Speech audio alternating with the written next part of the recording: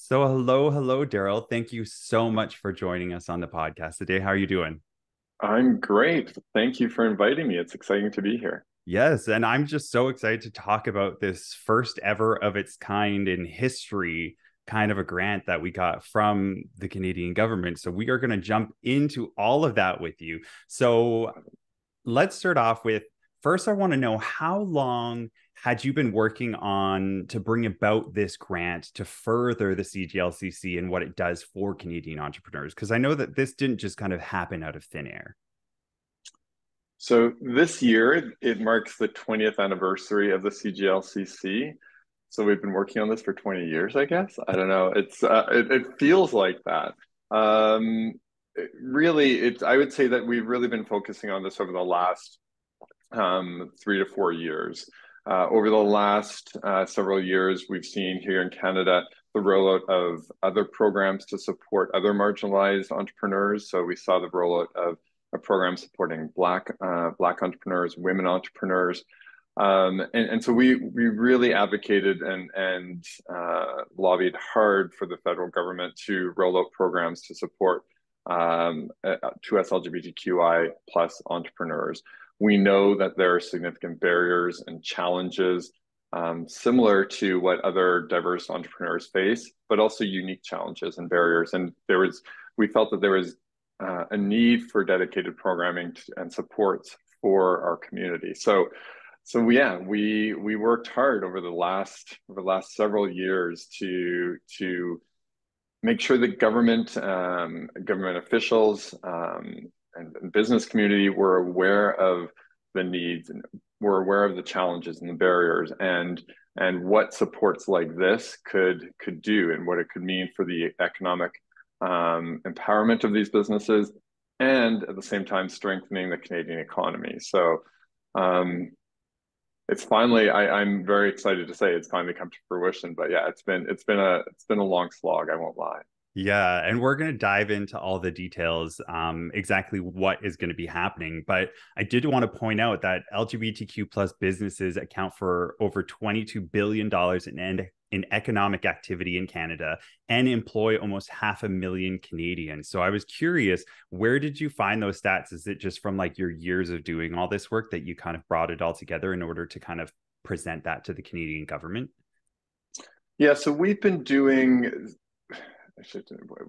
been doing research for the last several years. And back in 2019, we actually conducted our first national landscape study looking at the Canadian ecosystem, looking at what are some of those barriers and challenges and size and economic impact of the business community here. So we did our first study in 2019 with in partnership with Deloitte, and we redid that again a couple of years later. So back in 2021, 22, I think we did that. We relaunched this study again. So we had some relatively solid data, some solid stats to kind of work with, and that really was key and critical for us to go in when we're talking to government, talking to leaders, talking about the size, the impact that it could have. So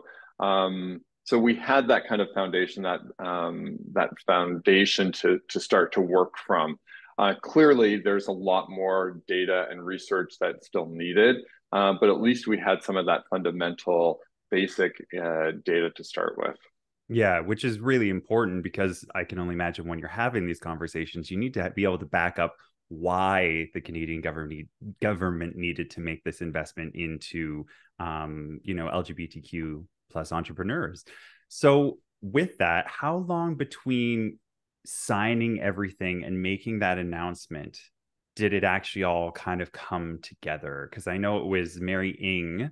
I don't know if you worked directly with, I'm assuming you worked with, because she made the announcement at the summit. I was actually at the summit. I was sitting right up front, and I was second person to talk right after she was on stage. So it was very intimidating to have that kind of huge announcement. But what was that time frame between being like, yes, we have it, to then bringing it out and like letting everybody know?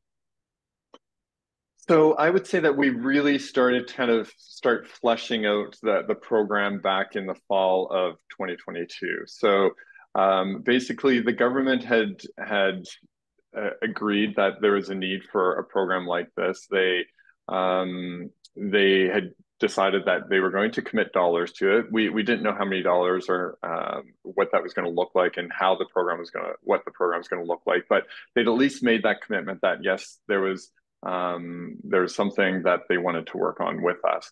And so we built this out using what they call a co-development model. So rather than the government doing this in isolation, building out a program that they felt would meet the needs of our community, they wanted to really work closely with us, and us being kind of the Canadian 2S LGBTQI business ecosystem, work with us to flesh out what this program should look like. So we had several partners, other organizations across the country that advised the government on what we felt this program should look like. So this is so when we look at what this program has kind of rolled out to be, that was developed by a handful of other organizations, other 2S LGBTQI organizations that focus on entrepreneurship and business. So so these conversations started in the fall, and I would say that we had the rough framework built out by kind of March of this year. So really, a lot of this has been happening over the last several months. We're still kind of, so the minister, as you pointed out, made the announcement in June. There's still things that have been fine-tuned and tweaked over the last, even since then. But essentially, we're really excited to be able to announce that in June. Now, the reality is that there's still a lot of work to kind of get to where we need to be able to fully roll out all the different elements. But we've already started the work on kind of delivering and executing some of those activities. So. Okay, well, speaking of those activities, let's dive in a little bit deeper. Now, there are three main kind of programs attached to this grant that you announced, which it is the Business Scale Up Program, the Ecosystem Fund, and the Knowledge Hub. So I want to dive a little bit deeper into each one so that people can get an understanding of what's actually a part of the program in general as a whole, and then also in these three kind of different sectors that you're going to be working through. So let's first talk about the Business Scale Up Program and what's the focus of this program and what can folks expect from it? Yeah, so the entire fund is $25 million, and this runs over 3 years. So it goes till March 2026. And so of these three funds, so the Scale Up pillar, if you will, is valued at around $11.5 million. And that is really meant to deliver programs and services kind of at the national level and rolling those out kind of nationally to support our businesses really being able to start and scale up, so that they can, the supports that they need, whether it's from a mentorship component or whether it's from a access into global markets. It's really strengthening the programs, the services, the offerings, kind of done at kind of at the national level. So this is work that CGLCC will be directly delivering. So I can give you a few kind of the core elements. So I mentioned mentorship. Mentorship is going to be a big element of what we're going to be building out. We currently do have a youth mentorship program, which you're familiar with. Yep, I'm part of it. I'm one of the mentees. There you go. See. So, so you have a little bit of a taste of, the importance of mentorship. And we know that from the research that we just talked about, one of the biggest gaps that we've identified that 2S LGBTQI entrepreneurs face is access to mentorship. So we're really filling that gap. So we're taking our youth mentorship program and really making it accessible to all 2S LGBTQI entrepreneurs, so not just youth. So we'll still have the youth program, but we're going to be expanding our ability to serve kind of all queer entrepreneurs through mentorship. So that will be a big element. And again, that will be a national program bringing in mentors and mentees, and Not sure what it's going to look like, to be honest, because that's part of what this exercise will look like, whether it's going to be cohorts, whether it's going to be self-directed and a regular intake, not sure yet. But we're expecting that over the course of the 3 years, we'll have hundreds of people that will have gone through this process, and we'll have a really strong network and database of mentors available and ready to support our entrepreneurs. So mentorship is one piece. Certainly, our supplier diversity program and access to corporate procurement is another big piece. So we're going to be able to strengthen that. So we'll be delivering certification, again, nationally, and especially in areas that where, to be honest, are underrepresented. So in terms of if we're looking in Atlantic Canada, in Northern Canada, where we feel that there are gaps. So we'll be working in some of those regions to really be able to deliver certification. And what that means is helping to connect to LGBTQ owned businesses with corporate procurement opportunities. So supplier diversity. Global is another big piece that we'll be delivering under this pillar, and that is really to support our businesses accessing international marketplaces. So that means helping to put them through an incubator program. So we'll be updating our global incubator program, and delivering that several times a year to businesses that are interested about going global and need to know more about it, need to know kind of what are some of the skills and knowledge that they need to be able to deliver that. And then actually conducting 2 trade missions a year for the next 3 years. So very excited about that. We have this is my plug for our upcoming trade mission. We actually just went on the upcoming trade mission to Denver, and it was fantastic, wasn't it, Darrell? It was so exciting. And so I am so glad that you're able to be part of that. And I think it was some great success. And so that is just the tip of the iceberg. And so over the next 3 years, we're going to be doing these trade missions across the globe. And so stay tuned for the next exciting destination. Yeah. And I will say that is probably one of the best things about me being in the mentee program, the youth program. I'm really excited that I do get to take part in a lot of these, because that I find on my entrepreneurial journey, because I've been a solo entrepreneur, I work from home, it's very isolating. And I don't think people really realize how big of a difference it can be just meeting people in person, and these spaces that not only the CGLCC, but the NGLCC, which is the trade mission that just happened in Denver, these spaces that provides people to the opportunity to come together and to meet and to get together. And that's where a lot of those connections do happen. And then I don't want to say, that's where business deals happen, but it's because the personality of the energy of being in it, that's how you can meet people, and that's how business can come about. And that's so important to put your name out there and to be able to be seen. And so I just want to say that I'm very excited for more of those.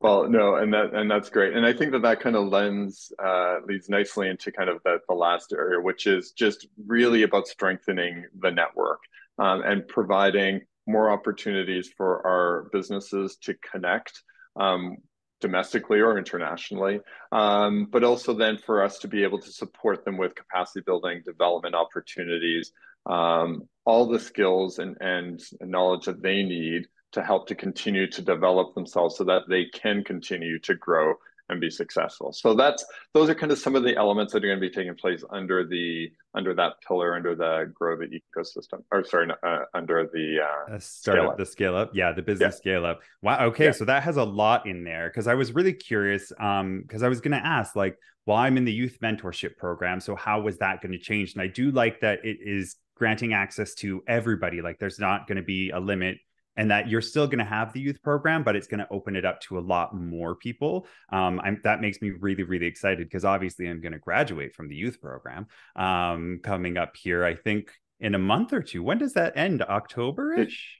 It is, I believe, October, and I believe that we're planning our little like celebratory graduation, if I'm not mistaken, right now. So Oh, wow. Okay. I'm very, very excited. I'm sad, but there I'm you also very, very excited. So, yeah, the one big question that I do have about this is that there's a lot going on. There's a lot to help and support. What if I don't know if maybe this is in the other areas, but is there any actual like direct access grants that you will be giving to businesses in any term, whether that is in this specific business scale up program or in any of the other programs?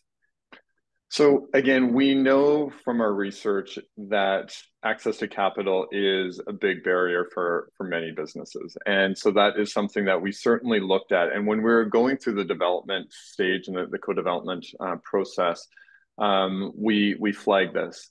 The reality is, the unfortunate reality is that $25 million, which sounds like a lot of money, does not go very far when you're trying to develop programs, deliver programming, and we know that the need is significant. So unfortunately, there is no direct granting or loan program built into this particular program. But what we have done and what we will be doing is building out a program that looks at some type of investment model that could work, that we could develop, that we could deliver post this project. So essentially, we will do the research. We'll identify what is the best model for some type of investment, loan, grant type of structure to look like, what works best for the Canadian landscape for our 2S LGBTQ entrepreneurs, do all the groundwork so that way that once we're done, we can actually go back to the federal government, say, okay, this is what is needed. This is the model that works well.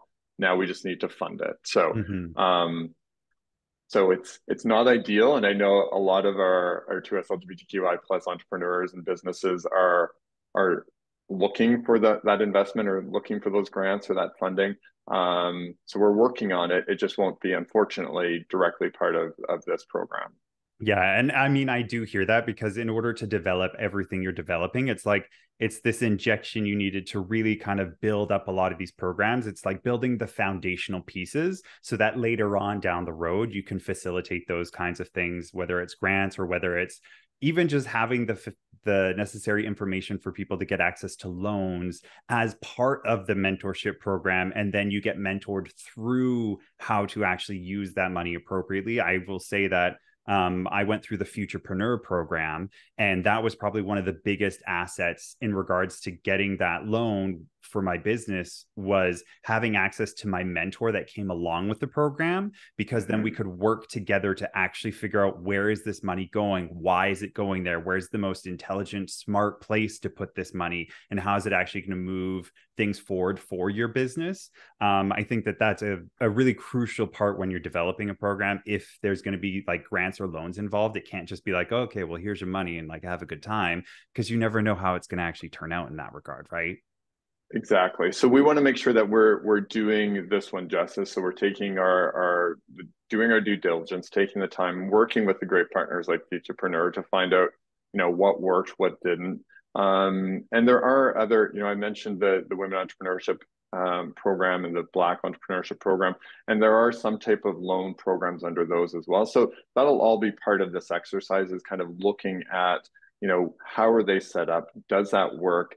But then making sure that we're looking at, does that work for us, for our community? So, Yeah. so we will be doing a lot of work around this, and the hope is, and my goal is that we'll be able to then have this funded by the time that this program ends. Yeah. And this leads actually really quite nicely into the next question about ecosystem, which is the next one is the ecosystem fund and what this program looks at achieving within inside of the big scheme of things. Yeah, and to be honest, I would say that this is really the core of what this funding and what this program is meant to do. It is meant to, so this particular program is supporting the broader ecosystem. And when I'm talking ecosystem, I'm talking about those organizations, those 2S LGBTQI plus business organizations that are there to support our businesses.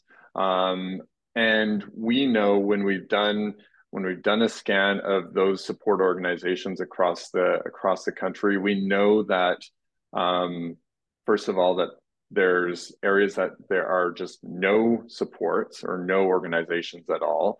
In others, they're struggling with resources, with capacity, with governance model structure issues.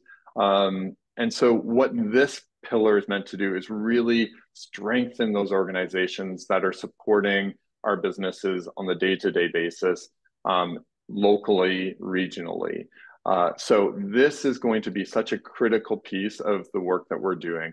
So, we talked about we're not giving grants. We're unfortunately not able to give grants to entrepreneurs directly, but where we are granting are to organizations that are supporting entrepreneurs. So that's where this pillar, this $8.5 million will be focused, will be there to support those businesses, again, that are looking for support, whether it's to hire staff, whether it's to develop programming, to deliver programming.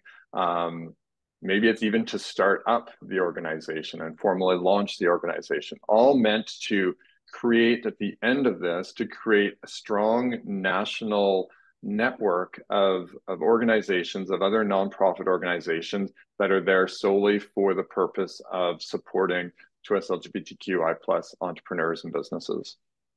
Oh, that sounds pretty amazing, because that's where a lot of that groundwork is going to come from, is these organizations that help support. It's not just the CGLCC, it's everybody collectively together. You succeed so much more in a community. I learned that many times over, that together we're stronger, and by supporting each other, we get a lot further. So the Eco Fund sounds like that's going to be doing a lot of that work of finding those organizations that just need help or tweaks or a grant in some regard in order to get the staff they need, or the extra person who's going to take them to that next level, and that kind of a thing. That's really amazing. I love that. Yeah, no, absolutely. And you're right. Like, us as a national organization, we can't be everywhere. And that's not our mandate necessarily. So if we have a strong network that we can work through and that we can support, so we can deliver and develop programming that then we can funnel down to regional organizations and local organizations, that's where we're going to start to see some of that real impact. And it's in those areas that, again, we're both based in Toronto, but there are regions outside of the larger metropolitan centers that there's huge needs for. So how can we build supports for, areas in northern Manitoba, or in the territories, or in Atlantic Canada, where there is no existing organization. So, and then having that body there makes it so much more accessible for those queer entrepreneurs that are in those regions, in those areas. So, very excited about this one. Yeah. And I can only imagine that the next one we're going to talk about is going to help a lot of that as well, because the next one is building a knowledge hub. And so I can only assume that this is going to be a huge part and a huge help to those kind of like, digital life has brought us all closer together, but further apart. It's this weird, vibe. But it gives access to a lot of people who are in those places where they can't physically be in Toronto or be in the big cities. They can get online, they can access these kinds of support systems and these things. But like I said before, there is such importance for the also physical to be there. But let's dive into the Knowledge Hub now. So what's this aspect of the grant program going to be in regards to supporting LGBTQ plus or 2S LGBTQIA plus entrepreneurs? Yeah, and so this is the last pillar. This is the one that I think there's huge opportunities here, and I think in my mind I'll probably summarize it into kind of two core buckets for this one. One will be really that creating more data, getting more research on 2S LGBTQI plus entrepreneurs and businesses. So at the top of the show, we talked about the research that we've done, which is good. But there needs to be so much more to really have a true understanding of what's happening across the country. Our data looks at it's national, but we weren't able to kind of delve deeper into what's happening locally or regionally. So that's one of the things I want to see. I want to see us having a real strong understanding of what's happening in some of those areas in Alberta, in northern Manitoba, northern Saskatchewan. What is the environment like there, and what are the unique challenges and barriers that those entrepreneurs are facing that are realistically going to be very different from the challenges entrepreneurs are facing in Toronto. So being able to have that deeper understanding, that deeper analysis of the data is going to be really critical. I think on the flip side, then this is also going to be, it's called the Knowledge Hub, and so what it's also going to be, it's going to be basically a collection of resources and data that are there to support, not only to support kind of other business organizations that are trying to support entrepreneurs, but also supporting directly entrepreneurs with tools, with access to support that they can use within their own business, within their own organization to grow. So it could be a collaboration on, or it could be what's the word I'm looking for? A collection. Collection is the word. A collection of educational tools that they can apply, that they can watch and learn around how to continue to grow their business. So I think that those are kind of oversimplifying the two elements of this program. Essentially, what we'll be doing is we'll be working with an educational institution or more. There's $3 million under this bucket to kind of flesh to deliver this, and so there's lots of opportunity to really kind of flesh this out and strengthen what we can see to move the dial in terms of that data and that access to information for our businesses.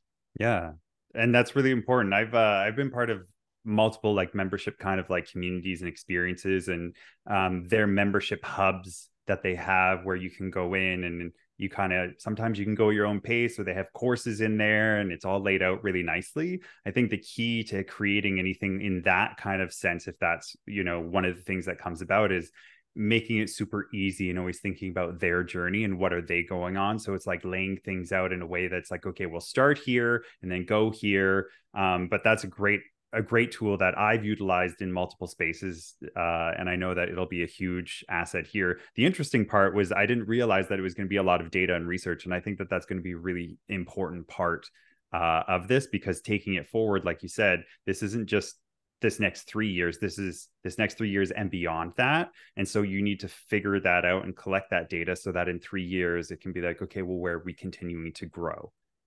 Exactly. And I should also mention that, and this kind of spans all three pillars, but including the research element is, I talked about kind of some of those geographical gaps in terms of, supports, but we're also a big piece of what all of this is going to be looking at and making sure that we're engaging and identifying areas where we need better support for our more marginalized community members.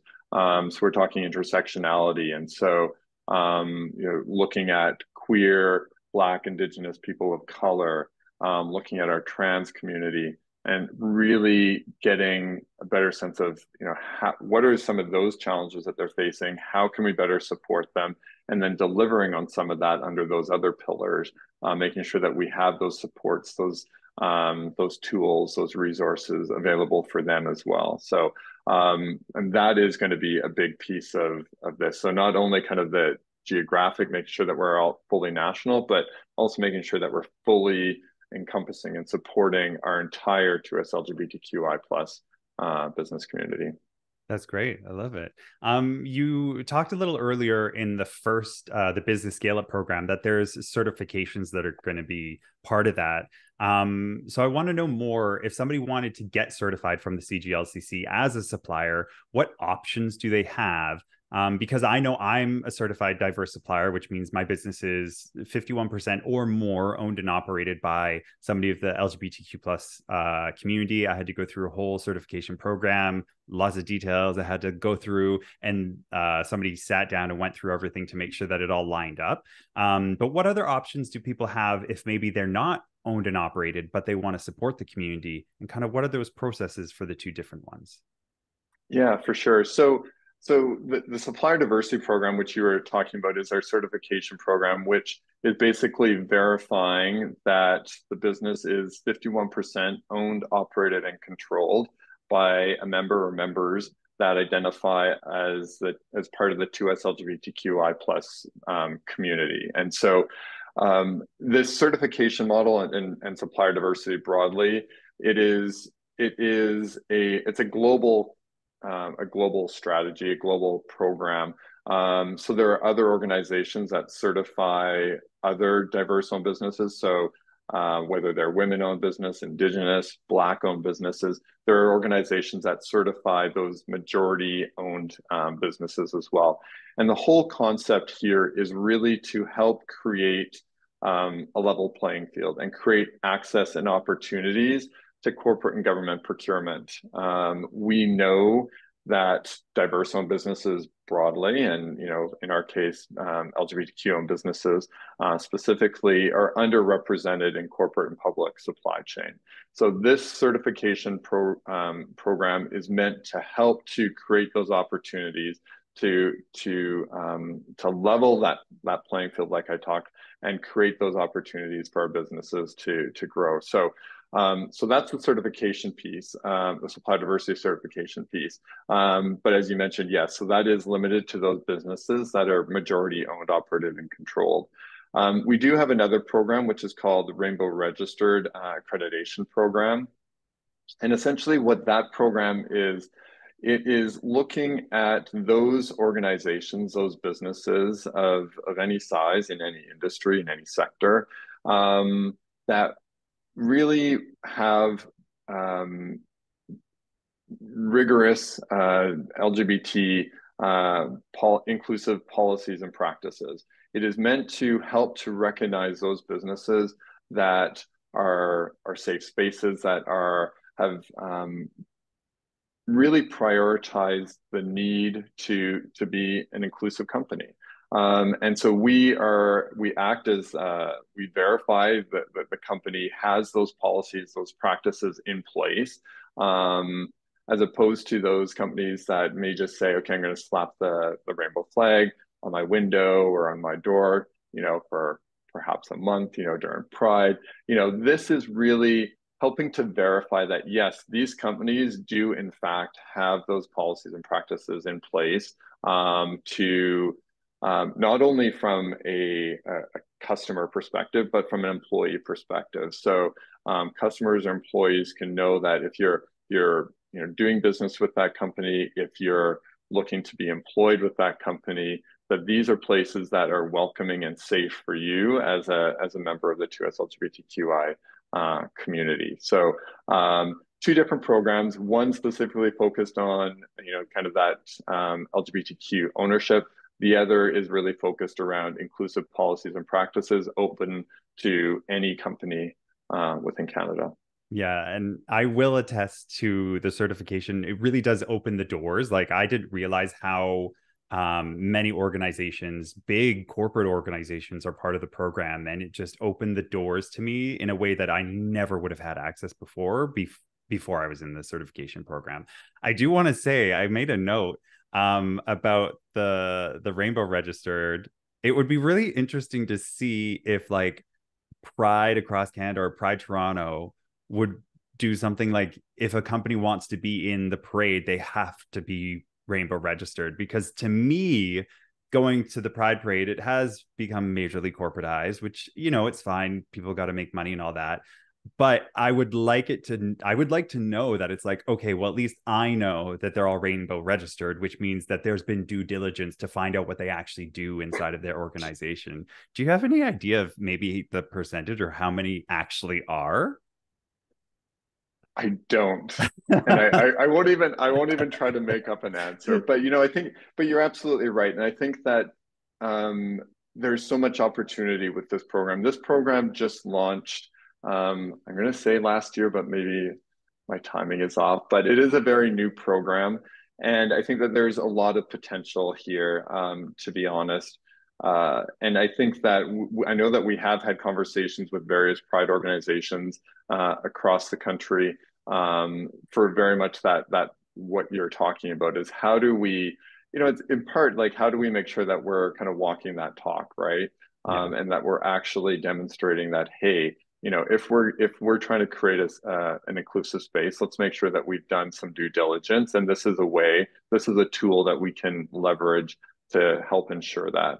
But we're also having those same conversations with large corporates as well that have, especially those large corporates that have consumer-facing elements or branches or outlets, making sure that we can really work with them to try to provide that, again, that safe space, not just at the corporate level, but kind of broadly and across the country where they're having those direct interactions with the community, whether internally or externally. So there's a lot of potential here, and I think we're just seeing the tip of the iceberg right now. Good. I didn't realize it was such a brand new program, but I definitely would be one to say, if I'm giving a company my money, I want to know where it's going, especially around Pride time, like all year round. But around Pride time, if I had that, it would just add that little extra bit for me to be like, well, I know that something's gone on, to know that they actually care about the community and that they're not just here taking our dollars.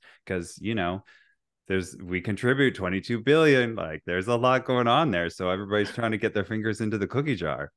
There is. And I think where we're now working towards is how do we continue to support the two programs together. And so when we have a Rainbow registered business, one of the things that we're talking to them about is, where are you buying your goods and services from? Can you be procuring some services from within the LGBTQ business community? So no longer does it need to be just focused on the large corporates or governments.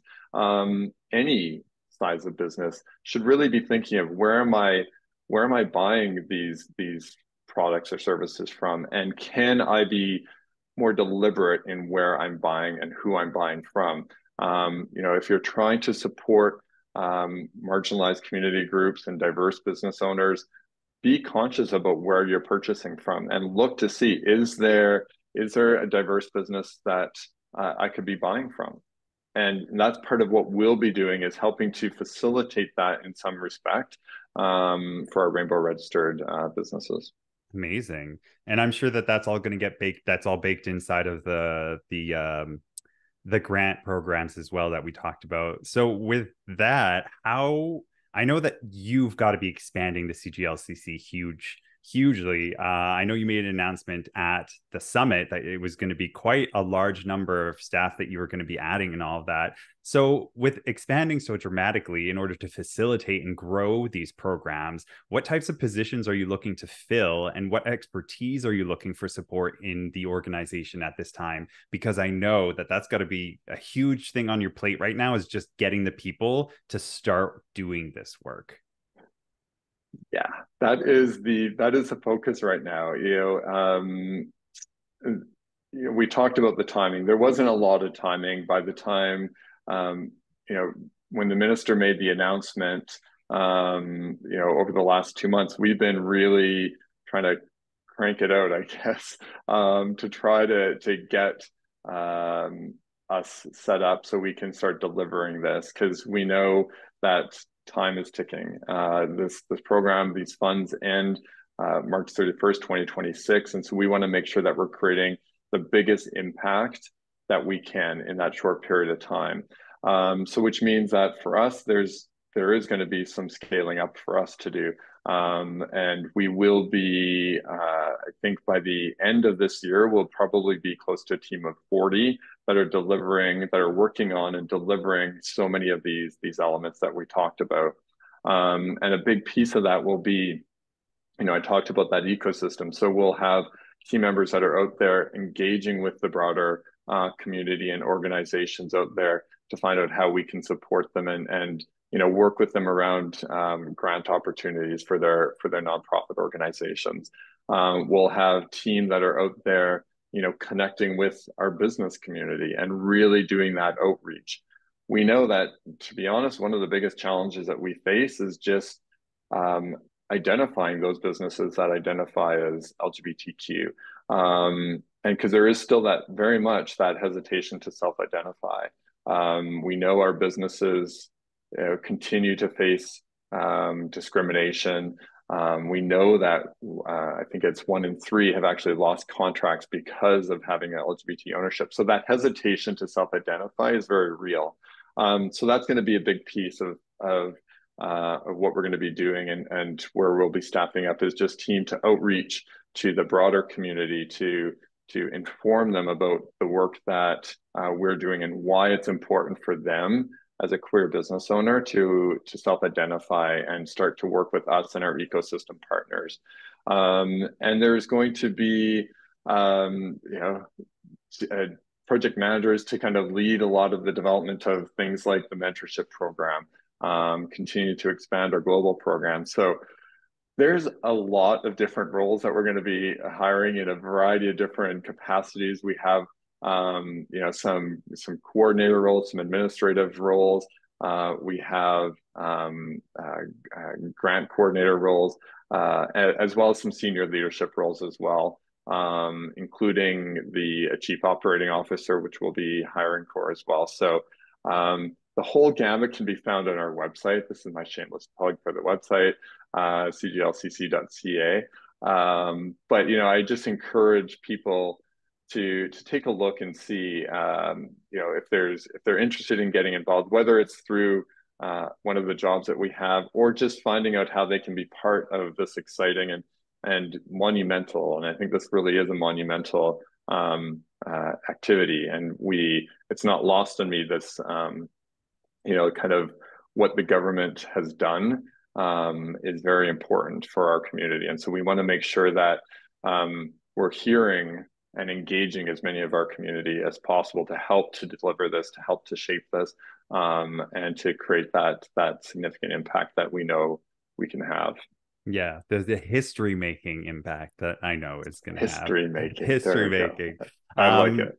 Yeah, so I'm going to make sure that the website is in the show notes for anybody who's curious or looking and wants to either support the CGLCC, get certified themselves, or wants to go look at the board of job opportunities, because I'm sure they're going to continue trickling out as more people come. What's the team now?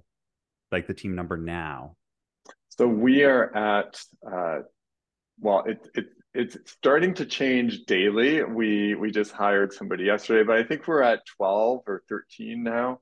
Okay. So you're like there, quadrupling to like 40 yeah. ish. Wow, that's amazing. Well, Darrell, I used to have more hair than this, that. Hey, you still have hair. It's great. We're good. Wow. Well, Darrell, it has been such a pleasure. I just want to thank you so much for being a guest on the podcast. I know that a lot of people are curious and interested about, these programs and how they can actually help 2S LGBTQIA plus entrepreneurs in Canada. So thank you for doing the work that you do. I personally thank you so much for doing the work you do, because this program has just changed so many things in my business, and the access that I have and the people I've met and the business that has come towards me since then has been monumental. And I'm just so excited to see how it grows and to help continue support, once I graduate my mentorship program, to continue support and helping the organization grow. So thank you for being on the show today. Well, thank you for having me. I really appreciate this, an opportunity to share what we're doing and to share this program. And I'm so glad to hear about, to hear the success that you've been having. That at the end of the day, that's what this is all about. That is what we're in business for. It is to help support our businesses be successful, and to be part of the Canadian economy. So thank you for helping to facilitate me spreading the word and sharing kind of the work that we do to help them. So thank you. Awesome. Well, yes, I'm very excited to do so. So yeah, thank you for being on the show today.